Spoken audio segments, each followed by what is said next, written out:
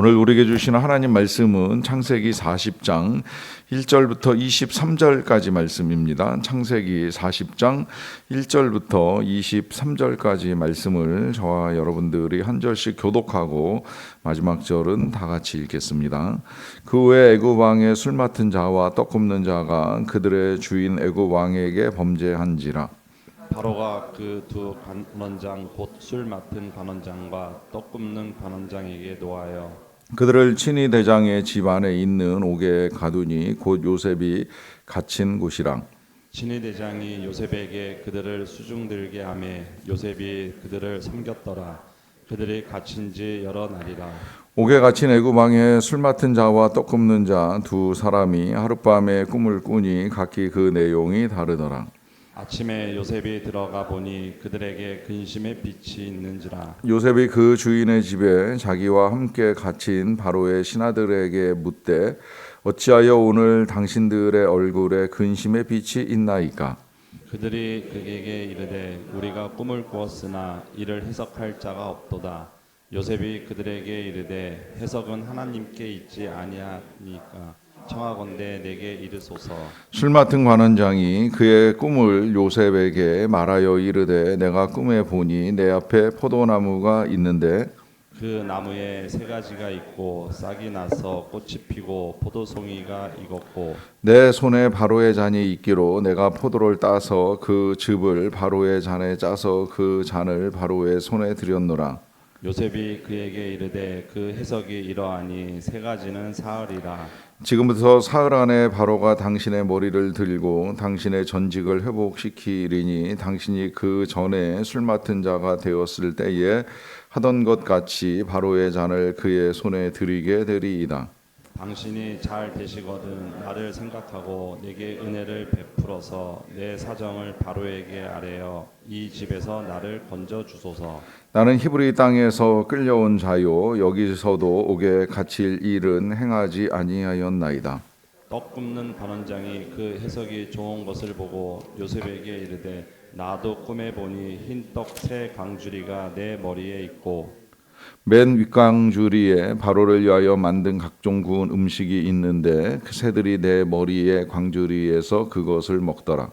요셉이 대답하여 이르되 그 해석은 이러하니 새 광주리는 사흘이라. 지금부터 사흘 안에 바로가 당신의 머리를 들고 당신을 나무에 달리니 새들이 당신의 고기를 뜯어 먹으리이다 하더라.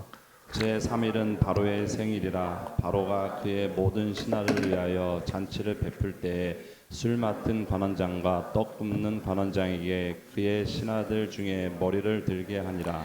바로의 술 맡은 관원장은 전직을 회복하며 그가 잔을 바로의 손에 받들어 드렸고 떡 굽는 관원장은 매달리니 요셉이 그들에게 해석함과 같이 되었으나. 같이 읽습니다. 술 맡은 관원장은 요셉을 기억하지 못하고 그를 잊었더라. 아멘. 성경에 이 독특한 여러 가지 단어들이 등장을 하는데 그 이제 여러 단어들 중에 이 필리미안시 작가는 이 가장 좋아하는 단어가 이제 은혜라 하는 이제 말씀을 하시면서 놀라운 하나님의 은혜라고 하는 책을 쓰기도 했습니다. 저도 이 은혜라고 하는 단어 굉장히 좋아합니다. 우리의 모든 삶에 하나님의 은혜가 있다는 사실, 일상에서뿐만이 아니라 구원에 이르기까지 모든 것은 이제 하나님의 은혜로 허락되는 것이다 하는 믿음을 가지고 있는데 개인적으로는 이 은혜 못지않게 또 좋아하는 이제 단어가 이 형통이라고 하는 단어입니다. 많이 나오진 않지만 그래도 이 창세기 그리고 여호수아 같은 말씀 속에서 형통이라고 하는 단어를 읽게 되는데 이제 이 단어 좋아해서 개척하고 얼마 안 됐을 때 이제 새해를 시작할 때 이 4주 동안 이 형통이라고 하는 주제를 가지고 이제 말씀을 나눴던 적이 있습니다. 몇 년 전 새벽에도 형통하리라라고 하는 주제를 가지고 이제 이 신년 특별 새벽 기도회를 했던 적도 있고요. 사실 처음에 이 형통이라고 하는 단어를 이제 이해하는 데는 조금 어려움이 있었어요. 이 형통이 영어로는 success라고 번역이 되어 있기는 합니다만은 왜 우리나라 성경은 이것을 성공으로 번역하지 아니하였을까? 또 성경 우리의 말 성경에는 성공이라고 하는 단어가 거의 등장을 하지 않는데 이것을 형통이라고 표현하는 이유는 뭘까 하는 이제 의문을 가지기도 했습니다. 그런데 이 요셉의 삶 내지는 이제 여호수아의 삶을 들여다보면 하나님이 원하시는 건 우리 개인이 이 성공해서 출세하고 뭐 복된 삶을 사는 그 이상이겠구나라고 하는 것을 이제 알게 된 것이지요.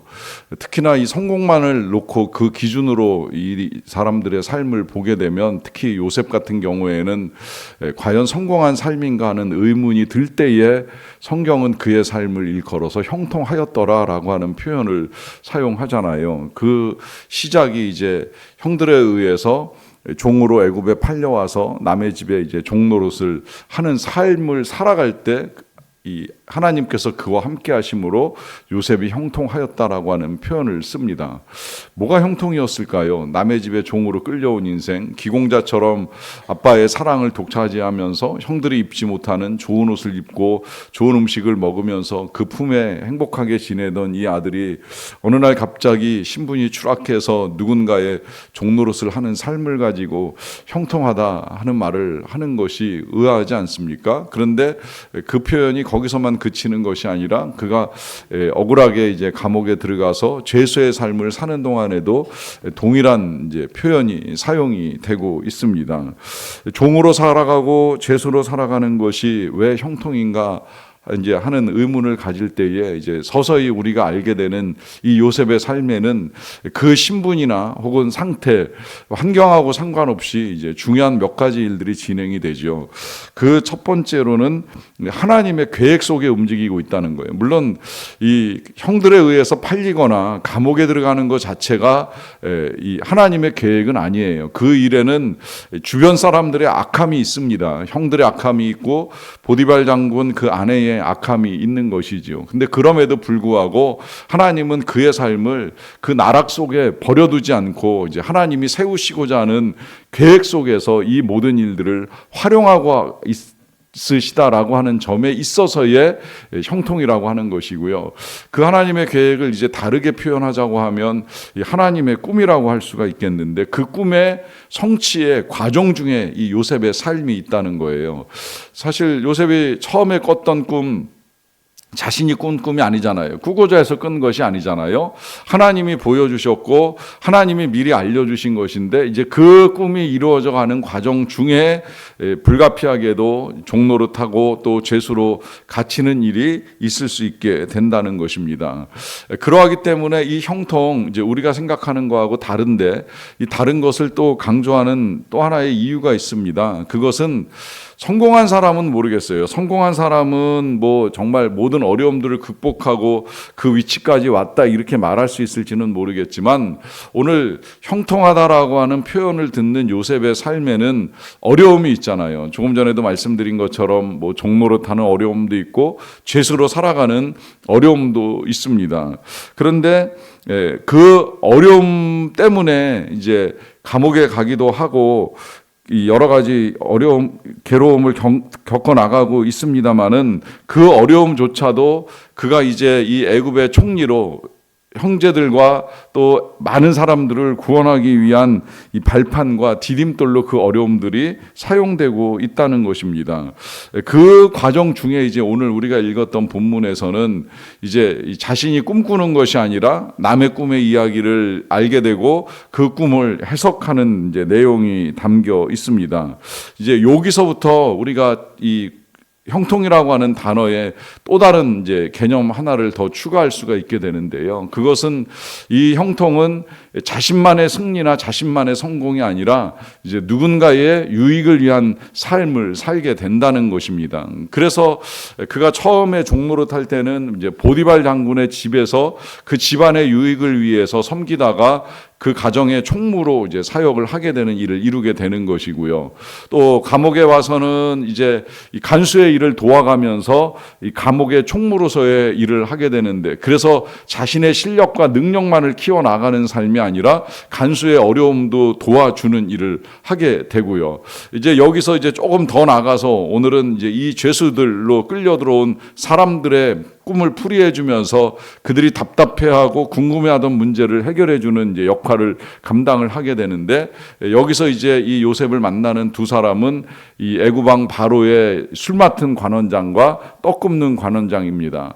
아마 동시에 감옥에 들어온 걸로 봐서는 바로가 식사를 하다가 큰 탈이 난 것 같아요. 죽을 뻔한 위험을 겪었을지도 모릅니다.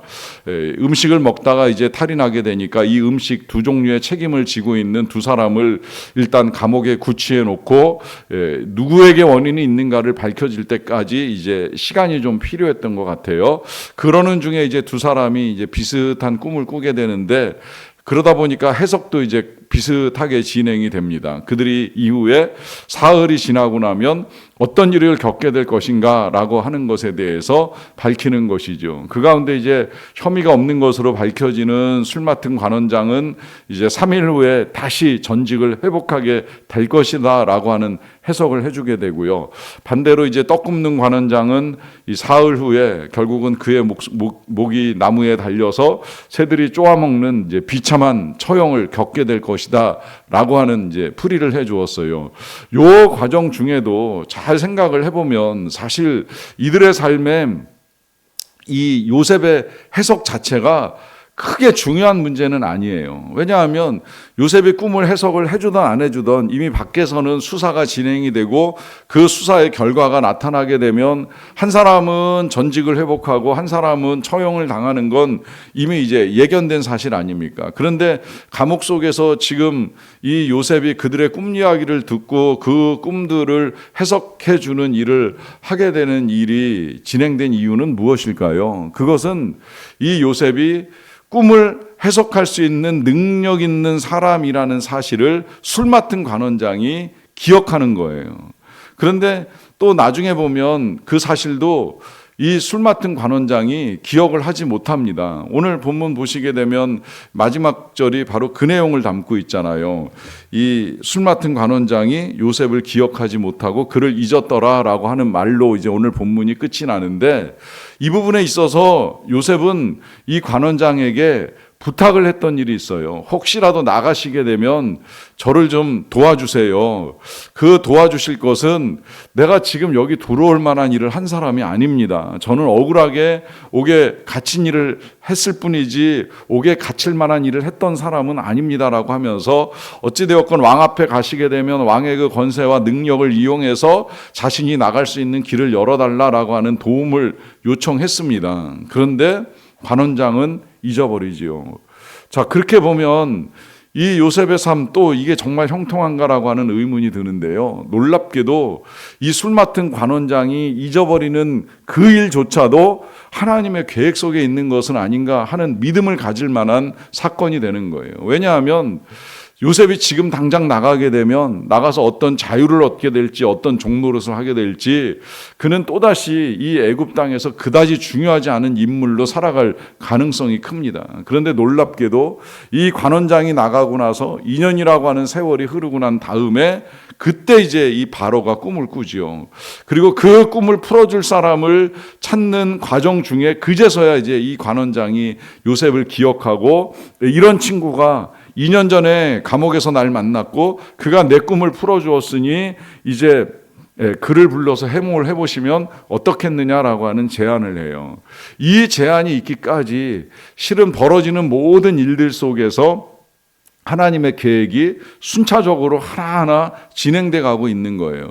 그 과정 속에서 요셉은 팔려가기도 하고 억울하게 감옥에 갇히기도 하고 자신의 생각대로 사람들의 도움이 임하지 않기도 하고 또 사람들은 그를 잊어버려서 그의 감옥 생활은 2년이나 연장되는 어려움을 겪습니다.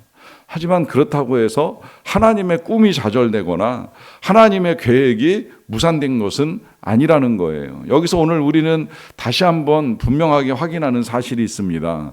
사람들은 잊어버리지만 하나님은 잊지 않으신다는 것이지요. 사람들은 놓을 수도 있고 버릴 수도 있습니다. 하지만 하나님은 어제의 말씀처럼 놓지도 않고 버리지도 아니하십니다. 아니, 오히려 하나님은 하나님의 때에 하나님의 계획 속에 하나님의 사람을 형통하게 쓰시기 위해서 하나하나 준비를 해나가고 계십니다.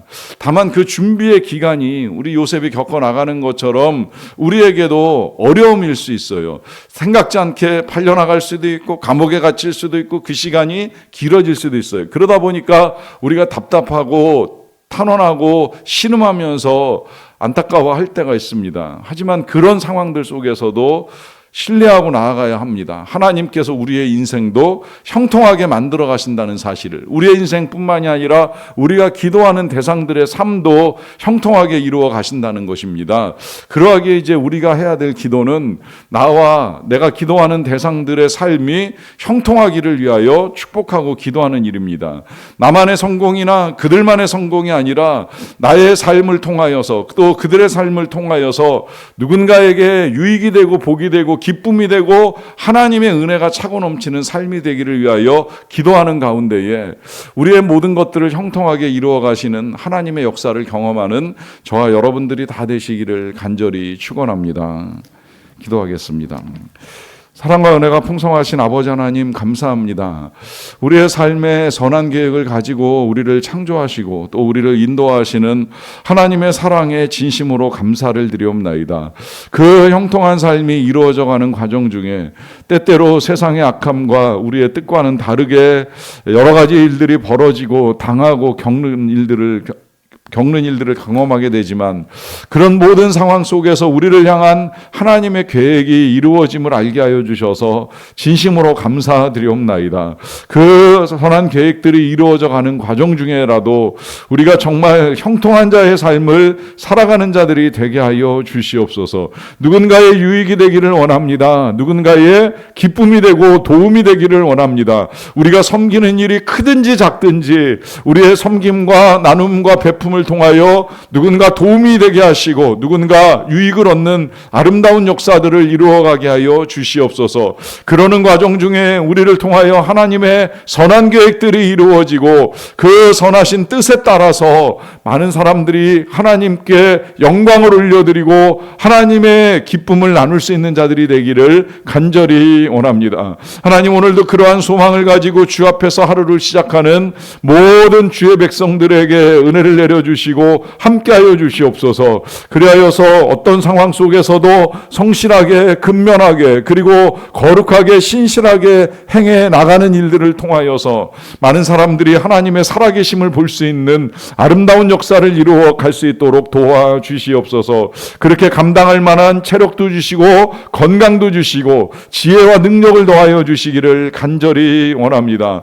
하나님, 더불어 우리는 연약한 자들을 위한 기도도 함께 해나가고 있사옵나이다. 부족하지만 우리의 간구와 기도를 들으시는 하나님의 은혜로 말미암아 그 약한 자가 강건해지고 병든 자가 건강해지고 또 가난한 자가 부욕해 되는 선한 역사들을 이루어 갈 수 있도록 우리 하나님 함께하여 주시옵소서. 오늘도 선교지에서 수고하시는 분들과 위로하시고 함께하시는 은혜가 임하기를 간절히 원합니다. 오늘 하루의 삶이 다 주님 손에서 형통하게 되기를 원하옵고 예수님의 이름으로 기도하옵나이다. 아멘.